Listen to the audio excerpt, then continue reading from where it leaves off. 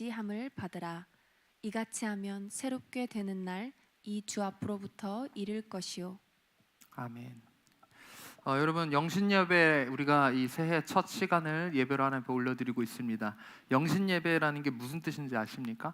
송구는 뭐죠? 보낼 송자의 옛구자, 옛을 보냈고, 지금 영신은 뭡니까? 환영할 때의 영, 그리고 새로운 신해서 새로운 것을 맞는다라는 의미에서 새로운 것을 맞는 예배, 그것이 바로 영신예배입니다. 여러분, 사람들은 새로운 것을 좋아합니다. 새로운 곳에 가는 것을 좋아하고 새로운 옷을 사는 것을 좋아하죠. 그렇기 때문에 신년은 왠지 모르게 많은 사람들에게 설레고 기대되는 날이기도 합니다. 새롭게 시작되는 이번 한 해는 뭔가 작년보다는 더 나은 한 해가 되지 않을까? 내 기도응답이 더 되는 한 해가 되지 않을까라는 막연한 기대를 갖고 있다라는 것이죠. 여러분, 그러나 그것이 막연한 기대가 아니라 오늘 말씀에서 분명히 이렇게 선포하고 있죠. 새롭게 되는 날이 주 앞으로부터 이른다라고 선포하고 있습니다. 아멘. 그러면 우리가 함께 선포하길 원합니다. 여러분, 함께 좀 선포하길 원합니다. 새롭게 되는 날이 임할 것입니다. 한 번 더, 새롭게 되는 날이 임할 것입니다. 크게 입을 열어 선포하십시오. 한 번 더, 새롭게 되는 날이 임할 것입니다. 어디에요? 네, 내 삶에, 다 같이 내 삶에, 우리 가정에, 우리 교회에, 우리 나라에. 아멘. 여러분, 그런데 오늘 이 본문에서 그 새롭게 되는 날에 대한 전제 조건을 붙이고 있습니다. 오늘 본문 다시 한번 띄워주십시오. 이렇게 이야기하죠. 그러므로 너희가 회개하고 돌이켜 너희 죄 없이 함을 받으라. 이같이 하면 새롭게 되는 날이 주 앞으로부터 이를 것이다. 새롭게 되는 그 날의 전제 조건이 뭐라고 이야기하고 있습니까? 회개하고 돌이켜 죄 없이 함을 받음으로 라고 이야기하고 있습니다. 우리 원로 목사님께서 송구 예배 말씀을 선포해 주시면서 동일하게 회개에 대한 말씀을 선포해 주시고 우리가 회개 기도하는 시간을 가졌습니다. 그런데 이제 여기 이 새롭게 되는 데 있어서 필수로 필요한 것이 회개라고 이야기하고 있는데, 먼저 우리 이 죄 없이 함을 받으라라고 이야기하고 있어요. 여러분, 죄라는 것이 무엇일까요? 이 죄의 사전적인 의미는요, 양심이나 도리에 벗어난 행위, 혹은 법적으로 위반되는 법률을 위반한 행위, 종교에서는 계명을 어기는 것, 어떤 하지 말라는 것을 하는 것, 이렇게 이야기하고 있습니다. 그러나 여러분, 사실 성경에서 이야기하고 있는 이 죄라는 의미는요, 우리가 보통 알고 있는 이 사전적 의미와는 차이가 있습니다. 이 헬라어에서 오늘 이 성경에서 쓰여진, 저 사도행전에서 쓰여진 죄라는 이 단어가 하말티아라는 단어입니다. 아마 많이 좀 들어보신 분들도 계실 겁니다. 하말티아라는 단어의 원뜻은요, 죄라는 뜻도 있지만 이 관역을 맞추지 못하다라는 의미예요. 양궁을 하거나 할 때 이 화살을 쏘는데 관역을 맞추지 못하고 관역을 벗어나는 것, 표적을 벗어나는 것, 목표를 벗어나는 것, 그것이 이 하말티아, 죄라는 이 원 헬라어의 의미라는 겁니다. 그래서 여러분, 우리가 좀 질문해 보길 원합니다. 본래 우리의 초점이 어디에 맞춰져 있어야 할까요? 우리 삶의 모든 영역이, 우리의 초점이, 우리의 관역이 무엇입니까? 예수 그리스도께 맞춰져 있어야 한다는 것이죠. 자, 제가 보내드린 첫 번째 사진 한번 띄워주십시오. 여러분, 이 사진을 이렇게 보면 뚜렷하게 보이지 않죠? 여러분, 이것이 죄라는 거예요. 선명하게 보이지 않는 것. 내가 분명하게 그 목표를 바라봐야 하는데 이게 뭔 사진인지 우리가 제대로 알 수 없는, 이것이 죄라는 겁니다. 여러분, 누가 이렇게 저한테 물어볼 수 있습니다. 목사님, 술, 담배 하는 게 죄입니까? 목사님, 게임하는 게 죄입니까? 목사님, 말씀 안 읽는 게 죄입니까? 그러니까 어떤 것이 죄인지 안 죄인지 우리가 따지기보다 이 모든 것들에 대한 답을 어떻게 할 수 있다? 아주 그것이 선명하게 예수 그리스도를 향해 나아가게 하는가? 아니면 만약에 그것이 예수 그리스도를 향해 선명하게 그 목표를 향해 나아가게 한다면 죄가 아니겠죠. 그런데 이것이 예수 그리스도를 향해 나아가지 못하게 뭔가 뿌옇게 가로막고 있다? 나의 그 시야를 조금이라도 가린다? 그렇다면 그것은 죄인 것입니다. 우리 또렷한 사진 한번 보여주십시오. 이것이 무슨 사진입니까? 이렇게 만드는 것. 다시 그 전 사진 보여주세요. 내가 뭔가를 하는데 이렇게 만든다. 그럼 그게 죄인 거예요. 물어보실 필요 없습니다. 고민하실 거 없습니다. 내가 뭔가를 하는데 이게 예수님을 또렷이 보이는 게 아니라 이렇게 만든다?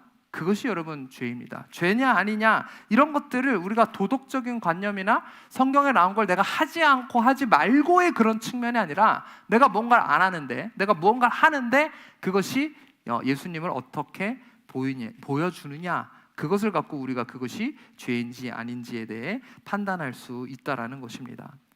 여러분, 이 2026년을 시작하면서 여러분들이 가지고 있는 죄에 대한 관점이 바뀌길 주님의 이름으로 축원합니다.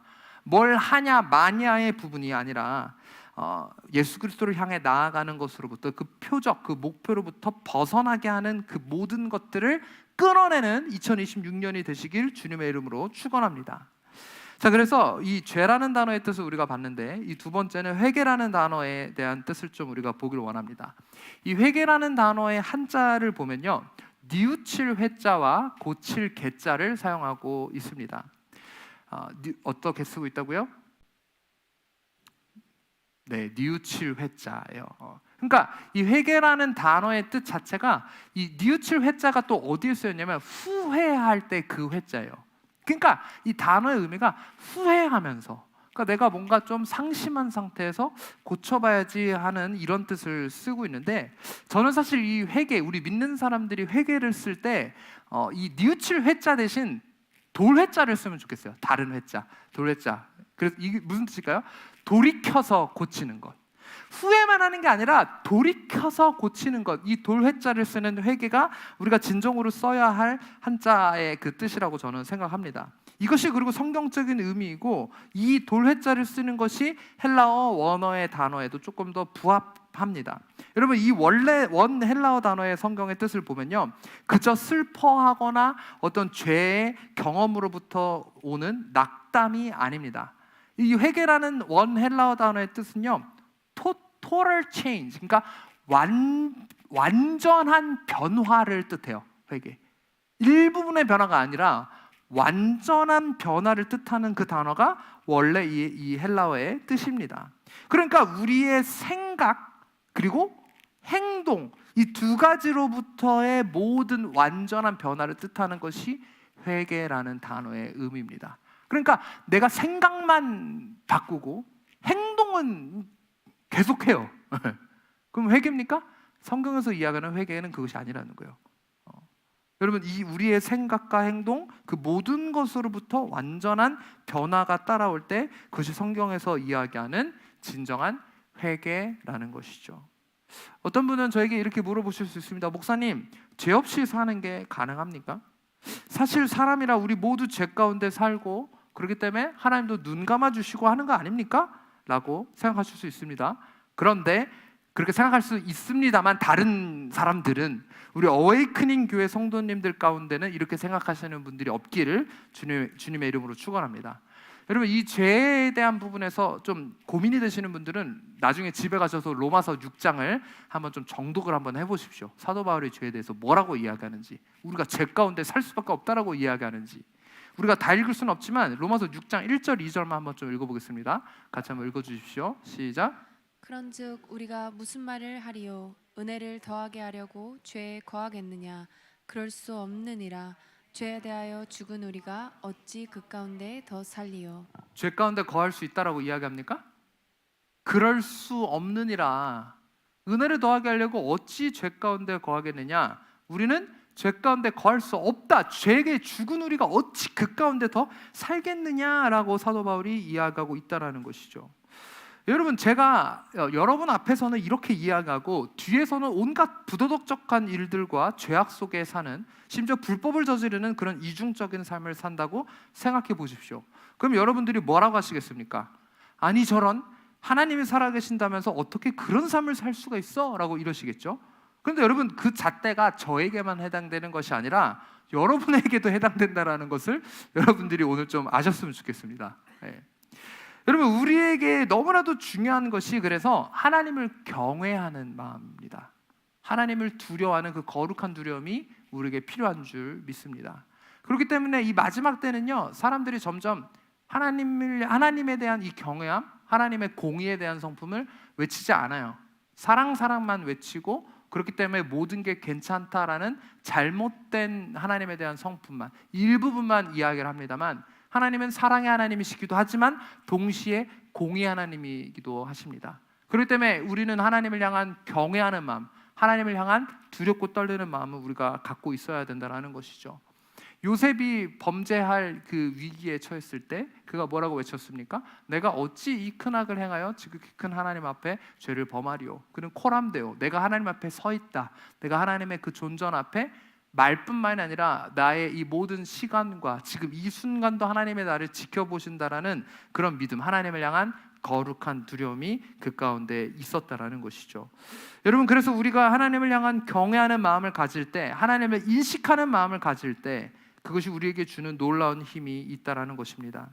하나님을 향한 경외함 가운데 나아갈 때 내 안에 연약함이나 죄성이 드러나는 것이 아니라 하나님을 향한 그 경외함이 나의 약함을 덮고 하나님의 강함이 드러나게 해준다라는 거예요. 그렇기 때문에 우리는 죄를 지을 수밖에 없는 연약한 존재라는 거짓된 말을 믿지 마십시오. 그 연약한 존재는 십자가 앞에 죽고 오직 예수 그리스도로 다시 사는 그 새 생명을 받았음을 여러분 믿으십시오. 그래서 성경은 우리에게 이렇게 선포하고 있습니다. 히브리서 12장 2절 말씀 같이 한번 읽어보겠습니다. 시작. 믿음의 주요 또 온전하게 하시는 이인 예수를 바라보자. 예수님이 우리를 어떻게 하시는 이라고요? 온전하게 하시는 이. 아멘. 그러니까 나는 온전치 못해요. 하지만 누가 우리를 온전케 해준다라고 이야기하고 있습니까? 예수 그리스도께서 우리를 온전케 해주신다라는 거예요. 그렇기 때문에 우리는 하나님을 향한 경외함을 갖고 그분 앞에 나아가야 합니다. 그리고 오직 그분을 바라봐야 합니다. 우리가 죄 지을 때, 죄가 뭐라 그랬죠? 표적에서 벗어나는 것. 우리가 죄 지을 때 나를 온전케 하시는 그 예수를 바라보았는지 한번 생각해 보십시오. 대부분 우리가 죄 지을 때는 사실 예수님을 바라보지 않았기 때문이죠.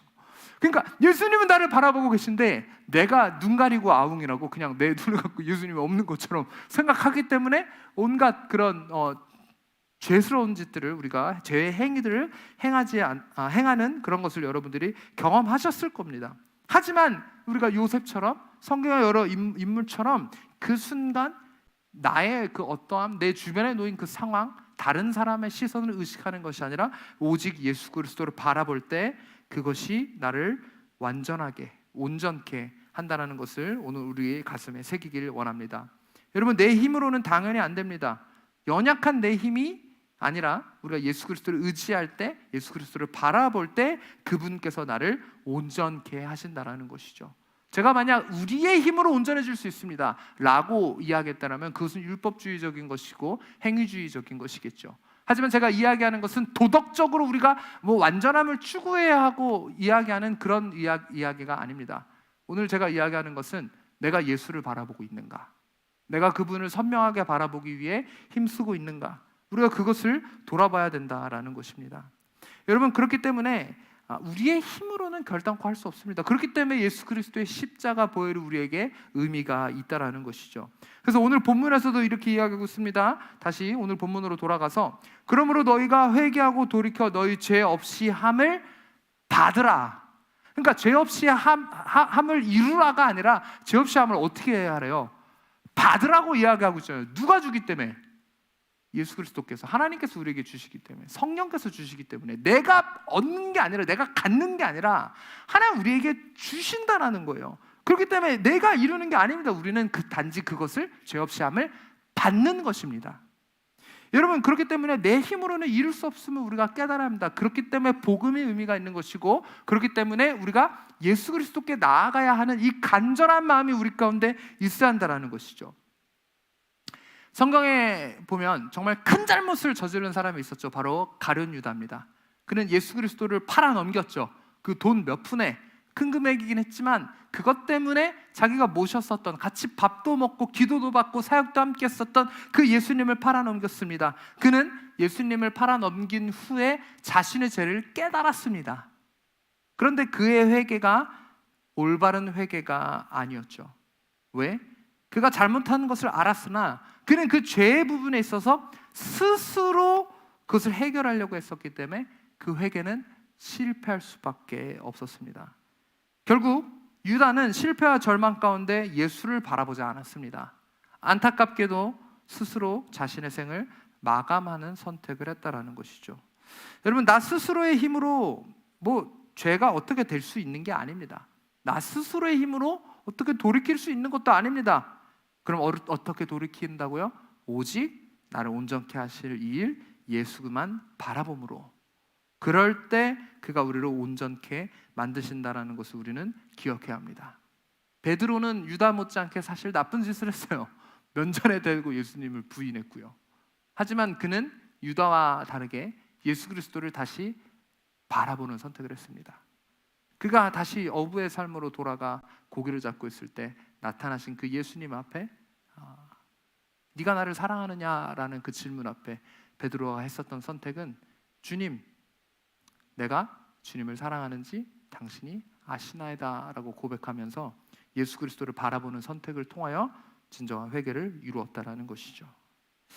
자, 그래서 사도 바울은 그의 서신서에서 이렇게 말합니다. 고린도후서 5장 17절 말씀 한번 읽어주십시오. 시작. 그런즉 누구든지 그리스도 안에 있으면 새로운 피조물이라 이전 것은 지나갔으니 보라 새 것이 되었도다. 여러분, 여기서 중요한 부분은 이 앞부분이에요. 누구든지 그리스도 안에 있으면, 이 앞에 걸 빼고 새로운 피조물만 이해하면 안 돼요. 누구든지 그리스도 안에 있으면 새로운 피조물이 된다는 거예요. 베드로도 끔찍한 잘못을 저질렀지만 그가 그리스도 안에 있기로 선택했기 때문에 그는 새로운 피조물로서의 삶, 이제는 사도 베드로로서의 그런 삶을 그가 살아갈 수 있었다라는 것이죠. 여러분, 우리는 그리스도 안에 있을 때, 우리가 예수 그리스도를 바라볼 때 이전 것은 지나가고 새로운 피조물로서의 삶을 살아갈 수 있다라는 겁니다. 여러분, 오늘 이 동일한 은혜가 우리에게 임하는 줄 믿습니다. 우리의 이전 것은, 우리의 모든 과거의 잘못은 지나갈 것입니다. 예수 그리스도 안에 있는 선택을 할 때, 과거의 나를 얽매이던 죄와 사망으로부터 오늘 2026년 1월 1일 새롭게 우리는 태어나는 날입니다. 새롭게 시작하는 날입니다. 여러분, 작심삼일이 아니라 이번 26년 한 해를 하나님의 영광을 위해 새로운 피조물로서 살아가십시오. 그럴 때 오늘 본문에서 말하는 것처럼 새롭게 되는 날이 주 앞으로부터 우리에게, 나에게, 우리 가정에게, 우리 교회에게 임할 것입니다. 여러분, 그런데 사실 오늘 이 본문에 등장하는 새롭게 되는 날이라고 번역된 원어를 보면요, 이 새로운이라는 이 말이랑은 사실 어감이 좀 달라요. 그래서 이 개역 개정판 말고 옛날 성경인 개역 한글판을 보면요, 뭐라고 번역했냐면 이 새롭게 되는 날을 유쾌하게 되는 날이라고 번역했어요. 근데 왜 유쾌하게 되는 날이라고 번역을 했을까요? 사실 뭐 굳이 따지자면 뭐 원어의 뜻이 새롭다보다는 유쾌하다랑 조금 그래도 얼추 맞는 것 같아요. 그 두 개를 약간 섞은 느낌이라고 할까요?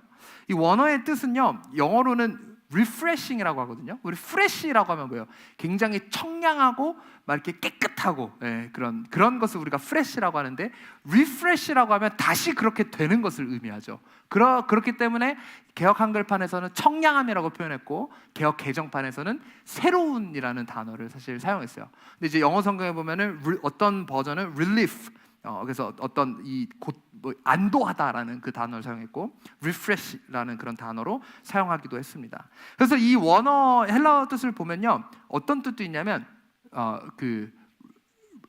recreation, 그러니까 우리가 뭐 recreation 게임만 의미하는 게 아니고 이 recreation이라는 단어가 recreation입니다. create 하면 창조하다, 다시 창조하다. 그러니까 하나님이 나를 창조하셨던 것을 다시 회복하다라는 그런 의미도 담겨져 있고요. 심지어 어떤 뜻이 있냐면 rest, 그러니까 쉬다, 쉼을 얻다.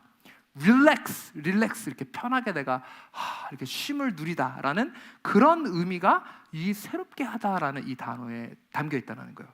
단순히 새로워지는 것을 넘어서 내가 잃어버렸었던 하나님 나에게 주신 그 쉼과 회복을 누린다라는 그 차원이 지금 이 단어의 원어에는 담겨져 있다는 겁니다. 그러니까 내가 갖고 있었던 어떤 문제, 내가 갖고 있었던 어떤 고통, 그런 것으로부터 해방하다라는 그 단어가 이 원어에는 담겨져 있다라는 것이죠.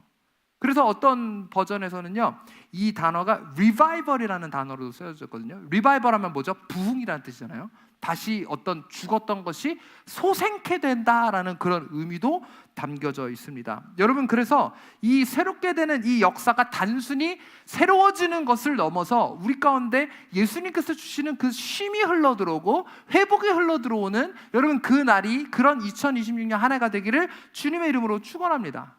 여러분, 25년 많이 눌리셨던 분들 계십니까?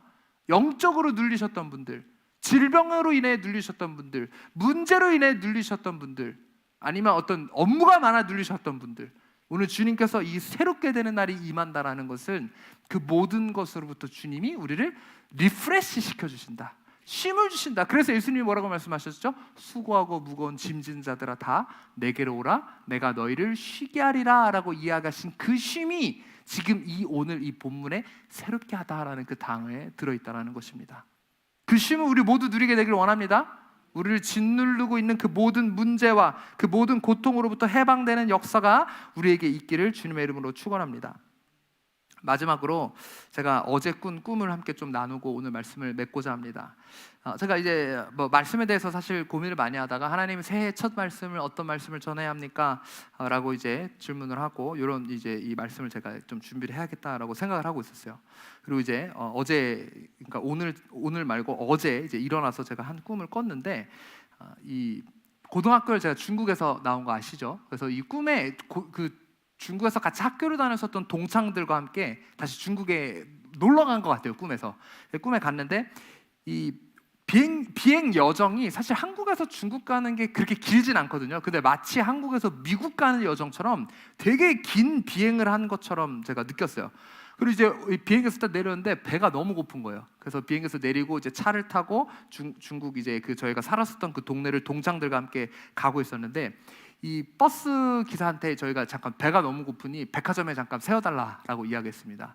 백화점에 이제 서서 친구들이랑 같이 동창들한테 제가 이렇게 이야기했습니다. 우리 좀 여기서 요기 좀 하자라고 이제 이야기를 하고, 이제 저랑 같이 중국 생활할 때 3년 내내 룸메이트 했었던 한 형이 있거든요. 그래서 그 형이랑 같이 이제 제가 앞장서 가지고 이제 백화점에 딱 들어갔는데 지하로 내려갔어요. 근데 내려가자마자 앞에 뭐가 있었냐면, 선명하게 기억나는 게, 여러분 오니기리라고 아십니까? 그 일본식 주먹밥이거든요. 일본식 주먹밥. 오니기리 파는 게 내려가자마자 있는 거예요. 그 형은 갑자기 배가 고프니까, 야 나는 그냥 이거 먹을래, 오니기리 그냥 먹을래. 그래서 형 안에 맛있는 거 많은데 뭐 오니기리를 먹어? 나 몰라, 나 그냥 이걸로 나는 만족해, 이거 먹을래. 그래서 그래, 같이 안 갈 거야? 나 몰라, 이거 먹을 거야. 이러고 그 형은 거기서 그거 먹고 있다고 하고, 저는 뭐라 그랬냐면, 나는 오니기리로 만족할 수 없어. 이 백화점 안에 들어가면 더 좋은 푸드 코트들이 있기 때문에 알았어, 형 그거 먹고 있어, 나는 일단 좀 더 돌아다녀 보고 올게. 이렇게 이야기하고는 그 백화점 푸드 코트에 이렇게 갔어요. 근데 푸드 코트가 1층에만 있는 게 아니고 막 위에도 있고, 또 위에 또 어디 막 다른 층에도 있고, 더 지하에도 있고, 되게 여러 군데 있거든요.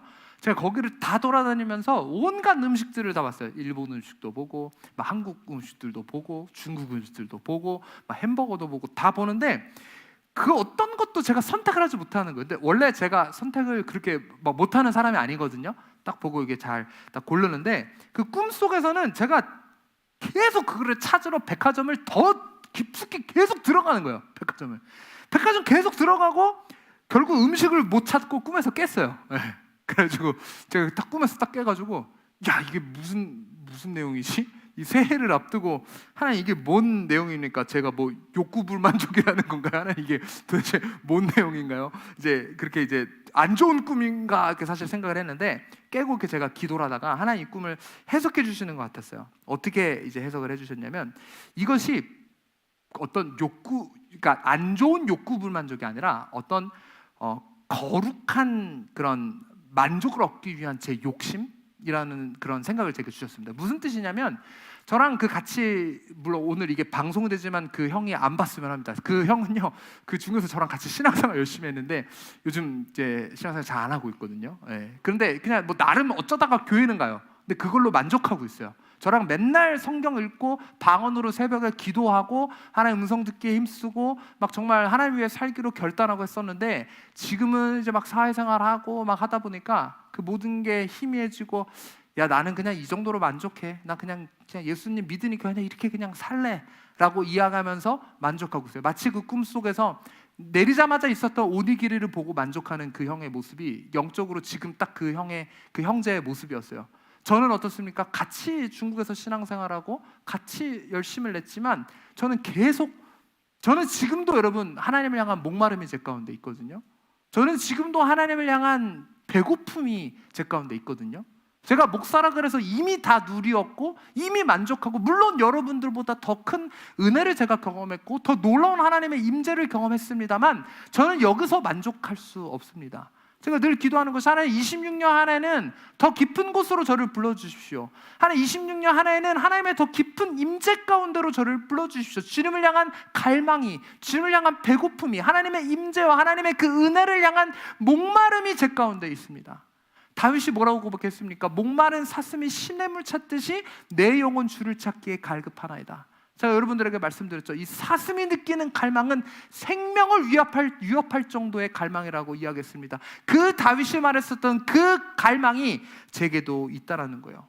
그래서 이 26년 한 해를 통해 제가 주님께 그 꿈을 깨면서 이렇게 기도했습니다. 주님, 제게 이 목마름을 걷어가지 말아 주십시오. 계속 주님을 더 찾고 주님을 향한 간절한 마음을 저에게 부어주십시오.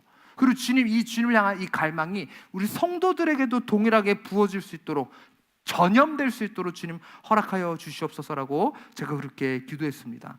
여러분, 우리 함께 주님을 향해 26년 한 해는요 더 찾아 헤맸으면 좋겠습니다. 지금 여러분의 신앙에서 만족하십니까? 25년 여러분들이 경험하신 그 하나님과의 관계, 그 정도로 충분하십니까? 그렇게 생각하지 않기를 바랍니다. 우리가 이렇게 고백하길 원합니다. 주님, 26년 한 해 저에게 더 큰 은혜를 부어주십시오. 26년 한 해 주님께 이전보다 더 가까이 나가게 하여 주시옵소서. 이 자리 가운데 아마 이런 분들 많으실 겁니다.